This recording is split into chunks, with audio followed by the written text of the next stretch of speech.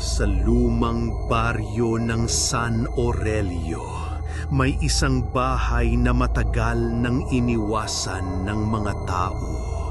Hindi dahil sa itsura nitong luma at sira-sira, kundi dahil sa mga litrato sa loob. Mga larawan ng mga taong nanirahan doon, lahat ay may parehong tingin, mga matang tila sumusunod sa'yo kahit saan ka magpunta. At sabi ng mga matatanda, kapag nakuhanan ka ng litrato sa bahay na iyon, hindi ka na nakikitang muli. Si Lara, isang baguhang photographer mula Maynila, ay dumating sa San Aurelio para sa isang photo project tungkol sa mga lumang bahay. Sa paghahanap ng subject, may isang matandang lalaki ang nagbigay sa kanya ng direksyon papunta sa bahay ng mga De Los Santos. Kung pupunta ka roon, wika ng matanda, siguraduhin mong hindi ka mag-iiwan ng kahit anong larawan mo sa loob. Tumangalang si Lara, iniisip na kwentong barangay lang ito. Pagdating niya, agad siyang nabighani sa istruktura. Luma na ang kahoy, may mga lumang kurtina, at sa loob may makapal na alikabok sa lahat ng sulok. Sa dingding ng sala, nakapaskil ang 12-12 ng lumang litrato, pamilya, bata, mag-asawa at maging mga bisita. Lahat ay may matitinding titig sa lente at halos wala ni isa ang nakangiti. Habang naglilibot, napansin ni Lara ang isang frame na kakaiba. Mas bago ito kaysa sa iba at nakapaskil sa gitna ng lumang koleksyon.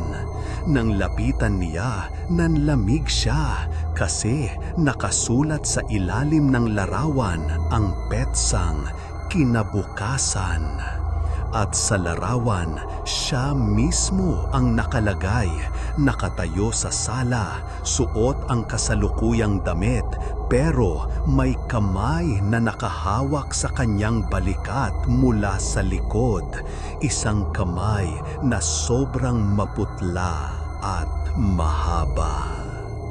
Kinagabihan, nanatili si Lara sa bahay para mag-shoot ng night shots.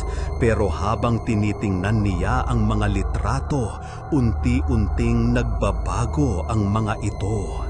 Ang mga taong nasa larawan ay nagiging mas maputla, ang kanilang mga mata ay mas lumalaki at ang kanilang mga bibig ay bumubuka para bang may gustong isigaw.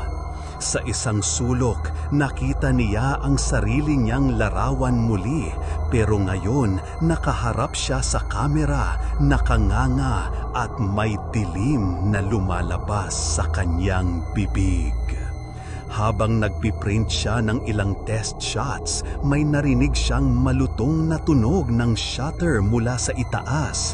Akala niya ay ibang photographer ang pumasok, pero nang puntahan niya ang ikalawang palapag, wala siyang nakita, maliban sa isang lumang kamera na nakatayo sa gitna ng kwarto. Sa tabi nito, may isang bagong develop na litrato na nakasabit sa pader. Siya nakahandusay sa sahig, nakadilat, pero walang mga mata. Kinabukasan, natagpuan ng mga pulis ang bahay na bukas ang pinto. Sa loob, nakakalat ang mga larawan sa sahig. Sa gitna, may bagong nakapaskil sa dingding. Si Lara nakatayo kasama ang iba pang mga taong nasa lumang litrato. Lahat sila nakaharap sa kamera. Lahat sila nangangiti. Ngunit may parehong itim na mata na parang butas papunta sa wala. Ngayon, sinasabi ng mga lokal na may isa na namang bagong larawan sa bahay ng mga De Los Santos at kung masyado kang tatagal sa harap nito, mapapansin mong dahan-dahan kang pumapasok sa frame hanggang wala ka nang matandaan at hanggang sa iba na ang nanonood mula sa labas.